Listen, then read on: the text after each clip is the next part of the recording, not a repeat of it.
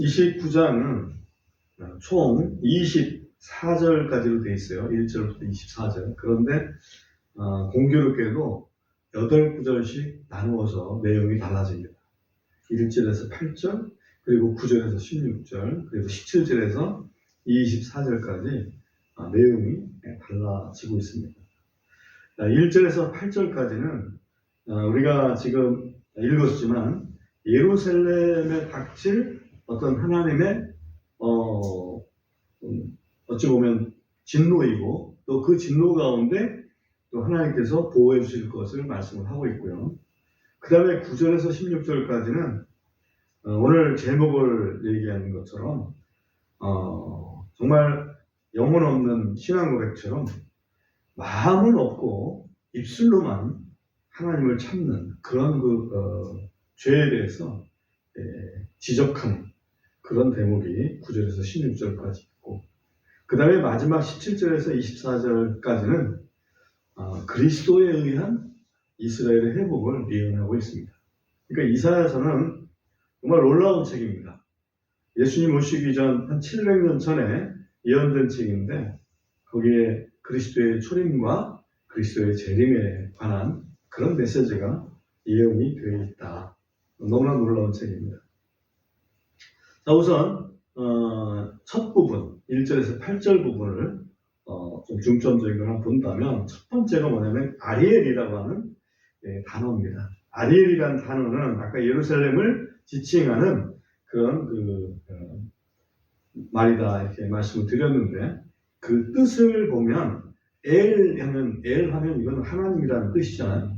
근데 앞에 있는 아리, 이것이 어떤 의미가 있냐면 제단, 이런 의미가 있어요. 그래서 하나님의 제단, 그러니까 하나님의 제단이 있는 곳, 이렇게 볼 수도 있겠죠. 그러니까 하나님의 제단은 어디에 있습니까? 예루살렘 성전에 있습니다. 그러니까 이 아리엘은 예루살렘 성전 또는 예루살렘을 지칭하는 그런 말이다, 이렇게 우리가 충분히 이해를 할 수가 있습니다. 거기 보면 1절에 보면 표현이 이렇게 되어 있죠. 아리엘에게 화가 있을지어다. 그 뒤에 보면 너희는 햇수에 햇수를 더하고 그들이 희생물을 잡게 하라. 여호와의 제단이기 때문에 제물들이 거기서 죽임을 당하는 거죠. 햇수에 햇수를 더하고, 이 말은 해마다 그런 의미입니다.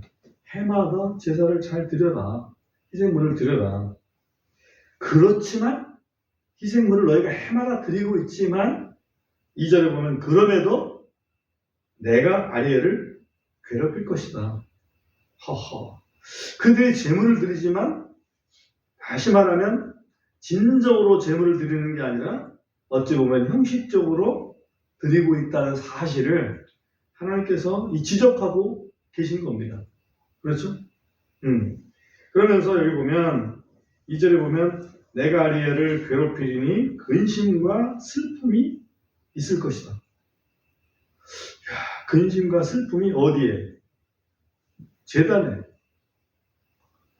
분명히 제사를 드리는데 그게 근심과 슬픔이 있는 제사라는 거예요. 우리가 하나님 앞에 예배를 드린다, 하나님 앞에 제사를 드린다. 그것은 하나님과 죄인이 뭐 하는 관계냐면 화목되는 관계입니다. 그렇다면 제물을 통해서 그 동안에 가지고 있던 그런 근심과 또 슬픔, 고통, 이런 것들이 다 사라지고 정말 그 기쁨이 넘치는, 평안이 넘치는 그런 일이 제단이거든요. 그것이 바로 예배란 말이죠. 그런데 지금 여기 보면 완전히 거꾸로 근심과 슬픔이 거기에 있을 것이다 라고 이렇게 얘기하고 있습니다. 왜 그러냐라고 보니까 3절에 보면 내가 너를 대적하여, 다시 말하면 예루살렘 성전을 대적하여 사면으로 둘러 진을 치며 너를 대적하여 산으로 포위하겠고 내가 너를 대적하여 요새들을 쌓아올리리라. 누구를 사용해서? 외세들을 이용해서 이스라엘을 공격할 것을 여기서 말씀을 하고 있습니다. 그러다 보면 4절에 보면 내가 끌어내려져 땅에서 말하고 내 말이 흙먼지 속에서 나겠으니, 내 목소리가 부리는 영을 가진 자의 목소리와 같이 땅에서 나오고 내 말은 흙먼지 속에서 나와 속삭이리라. 여기 속삭이리라는 말을 한번 관심을 가지기 바랍니다. 목소리가 부리는 영을 가진 자의 목소리처럼 속삭일 것이다. 저는 어렸을 때 할머니를 따라서 천존이라고 하는 그런 별명을 가진 할머니를 만난 적이 있습니다. 그분은 돌을 닦는 분이었는데 그분은 말소리가 잘 들리지 않았어요. 속으로 하는 소리밖에 안 들립니다. 왜 그런가 그 당시에 할머니한테 들었었는데 왜 그런가 하면 그분이 뭔가 계시를 받아서 아는 사람들에게 큰 소리를 하지 못하게 신이 목소리를 이렇게 가져갔다 이런 얘기를 들었습니다. 이방신이지만 그리스도를 믿는 그런 신이 아니지만 그런 현상이 있었어요. 그게 뭐냐면 바로 여기서 부리는 영을 가진 자의 목소리처럼 굉장히 속삭이는 목소리 정도밖에는 안 나는 그 얘기는 뭐겠어요? 이스라엘 사람들이 외세에 의해서 포위가 돼가지고 쥐죽은 듯이 지금 숨죽이고 말도 제대로 큰 소리 한번 못 내고 하는 그러한 그 모습을 여기서 보여주고 있습니다. 얼마나 큰 고통이겠어요. 자기 집에 있으면 좀 자기 집에서 큰 소리도 치고 재채기도 좀 크게 하고 이렇게 살아갈 수 있지 않겠어요? 그런 고통이 이스라엘 백성에게 있겠다라는 말씀을 여기서 1절에서 4절까지 하고 있습니다. 근데 5절에서 반전이 있습니다.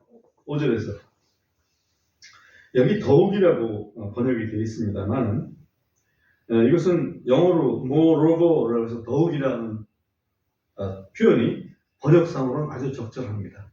그런데 그 내용 면에서는 반전입니다. 어떻게 반전인지 보십시오.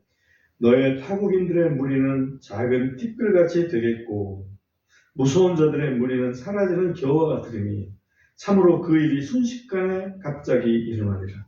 그렇게 예루살렘을 둘러쌌던 타국인들, 외세가 갑자기 순식간에 사라지는 겨처럼 될 것이다.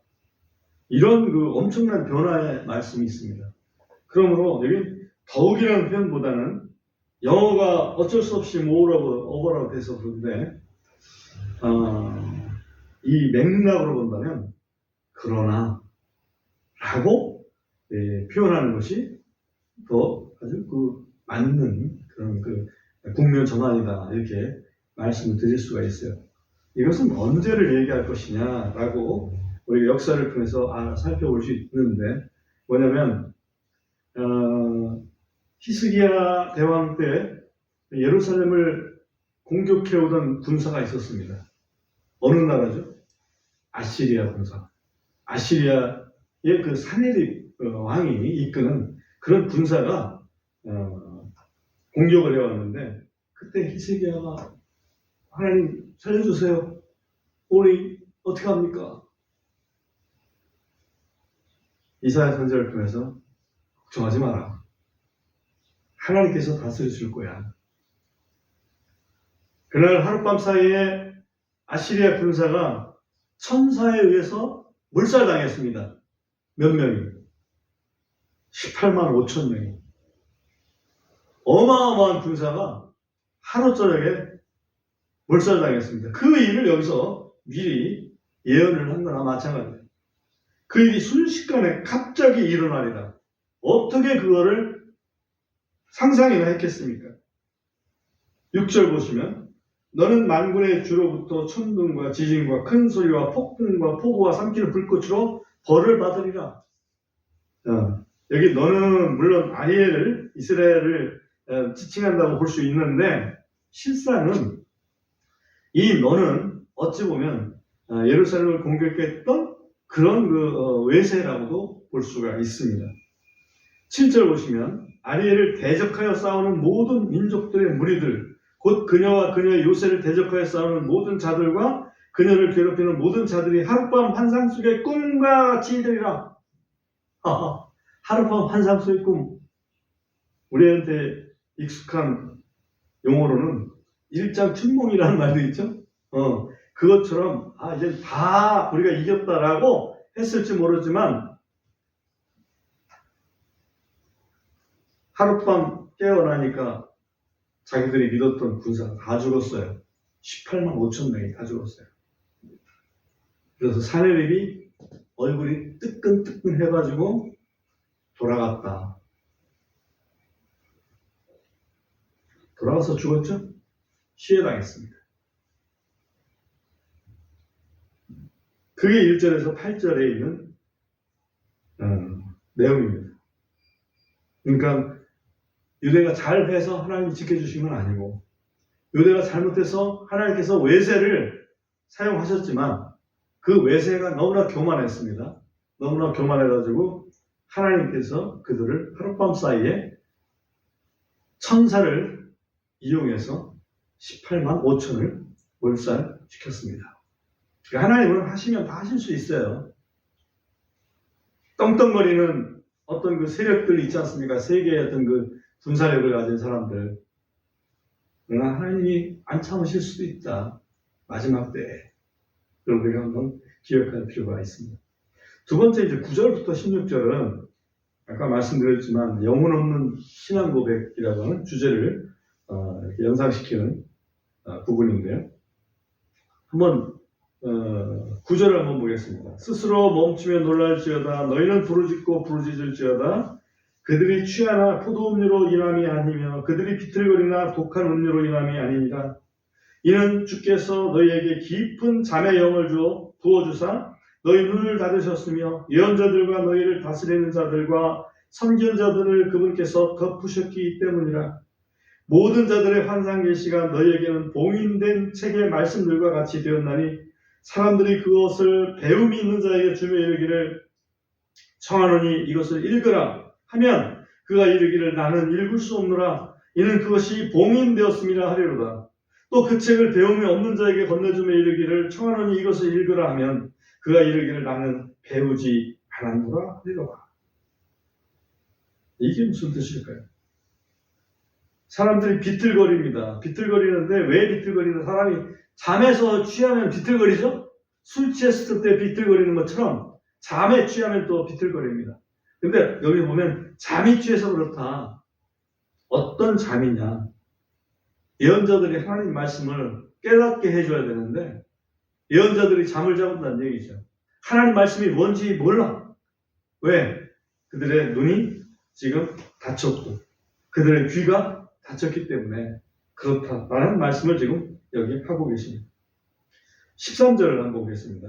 그런즉 주께서 이르시되 이 백성이 자기들의 입으로는 내게 가까이 오며 자기들의 입술로는 나를 공경하나 그들의 마음은 내게서 멀리 떠났으니 나를 향한 그들의 두려움은 사람들의 훈계로 가르침을 받아 배운 두려움이니라. 하하. 여기 보면 입으로는 분명히 하나님 경외합니다 얘기를 한단 말이에요. 그런데 마음은 전혀 안 그래. 그럼 어떻게 경외한다는 말을 어떻게 하니? 그러니까 그렇게 가르쳤어. 그렇게 말을 해야 된다.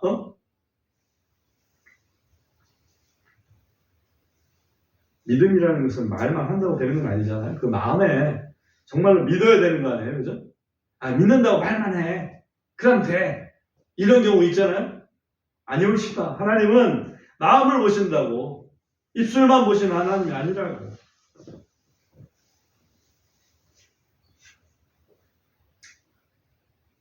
입술의 고백은 사실은 맨 마지막에 있어야 될 고백이죠.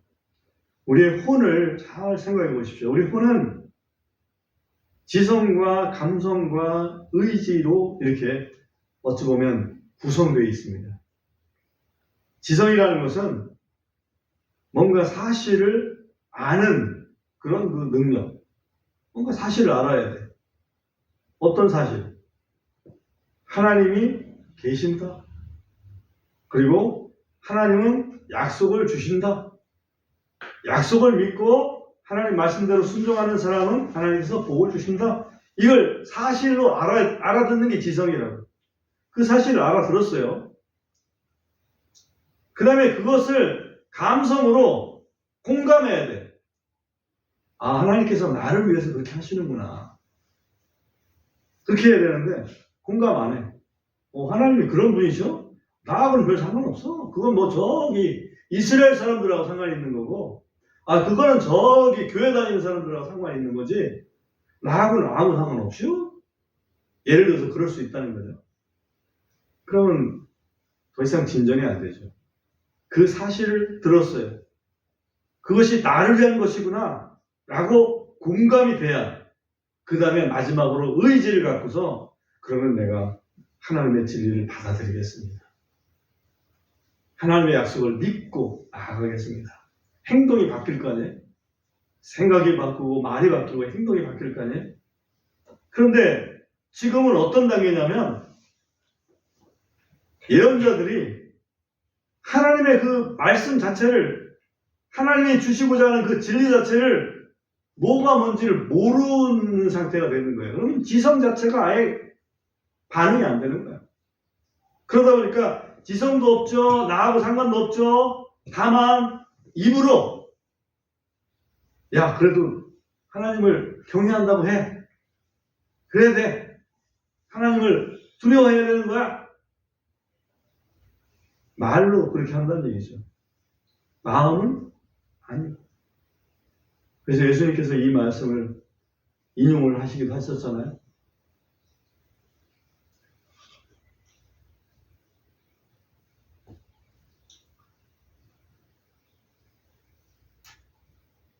계시가 있지만 그것을 해석하지 못한다면 봉인된 책과 똑같죠. 그렇죠? 성경이 있어도 그 성경에 있는 것을 우리가 깨닫지 못한다면 없는 거나 똑같습니다.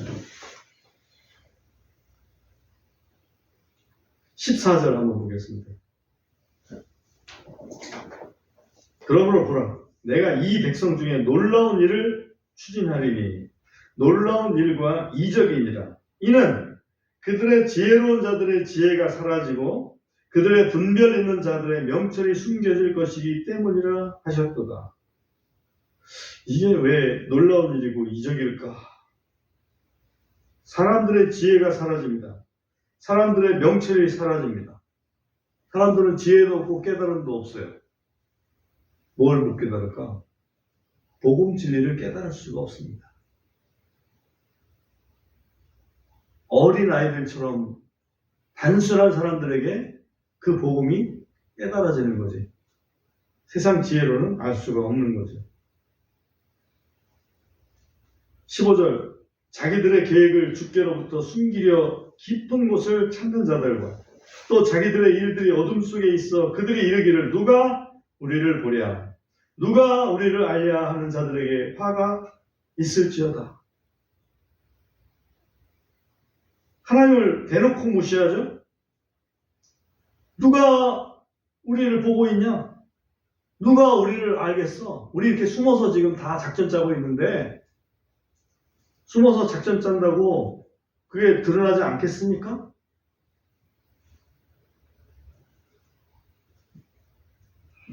사람들은 그만큼 하나님을 무시하죠. 무시하는 게 아니라 어찌 보면 전혀 하나님을 알지를 못하고 있는 겁니다.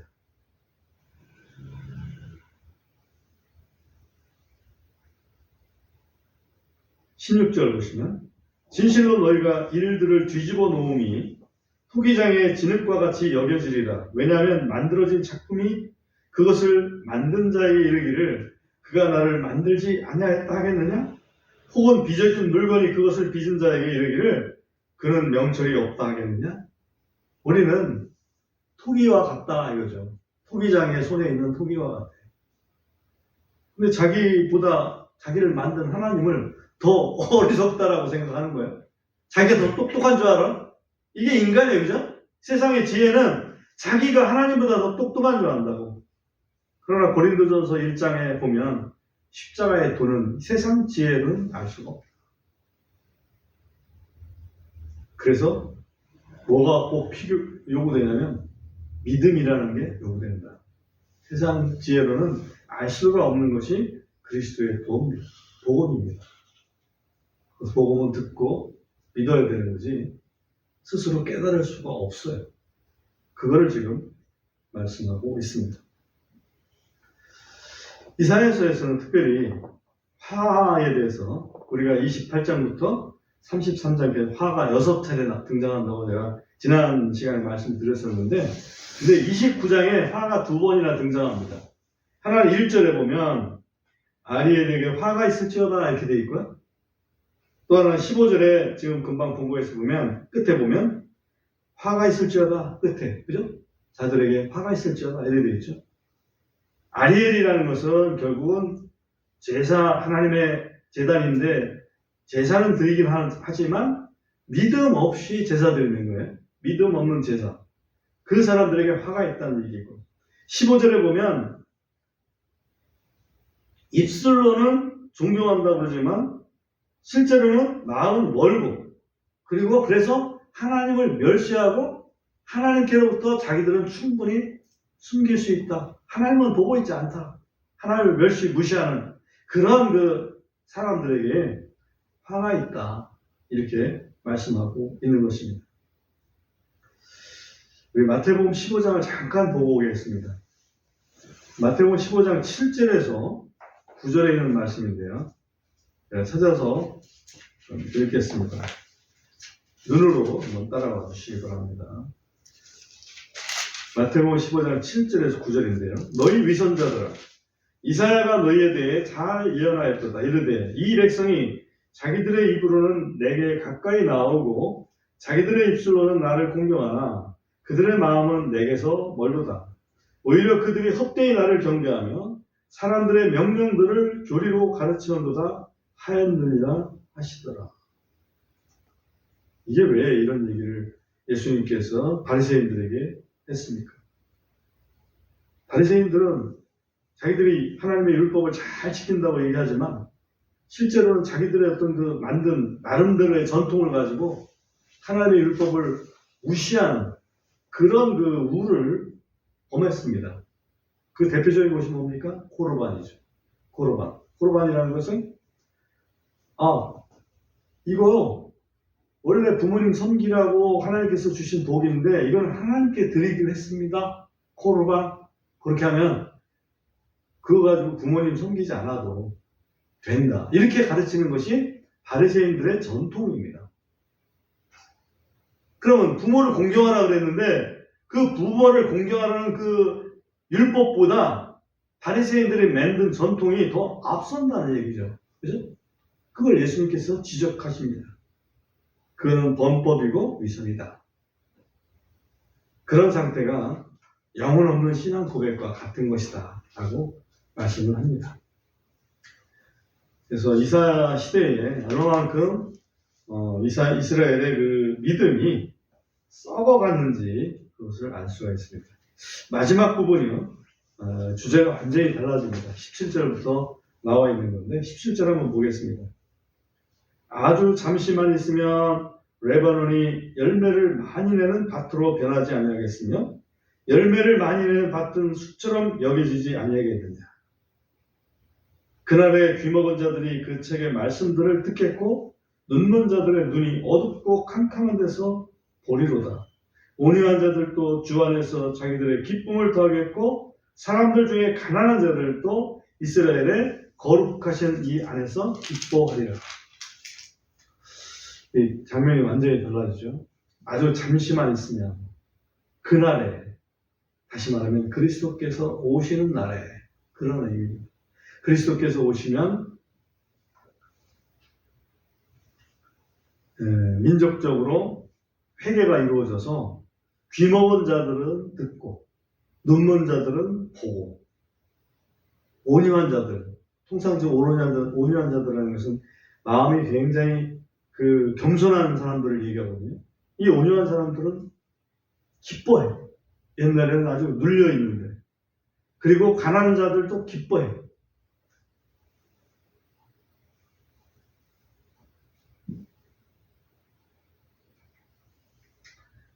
(20절에) 보면 이는 무서운 자가 없어졌고 비웃는 자가 소멸되었으며 불법을 엿보는 모든 자들도 끊어졌기 때문이라. 무서운 자, 비웃는 자, 이것은 그 약한 사람들을 아주 괴롭히는 아주 그 뭐랄까 위선적인 종교 지도자들을 의미합니다. 이 사람들이 지금 없어졌기 때문에 기뻐하게 됐다. 그들은 말로 사람을 범죄자로 만들고 성문에서 책망하는 자에게 올무를 놓으며 무익한 일로 의인을 옆으로 제쳐놓느니라. 요즘에 우리나라 정치계에서도 그런 일들이 왕왕 일어납니다. 누가 옳고 누가 그런지. 사실은 그런 사람이 옳은 사람을 범죄자로 만드는 그런 일들이 왕왕 일어납니다. 이것이 이미 이사야 선지자가 이걸 예언할 때니까 지금으로부터 2700년 전에 이미 지적된 그런 문제입니다.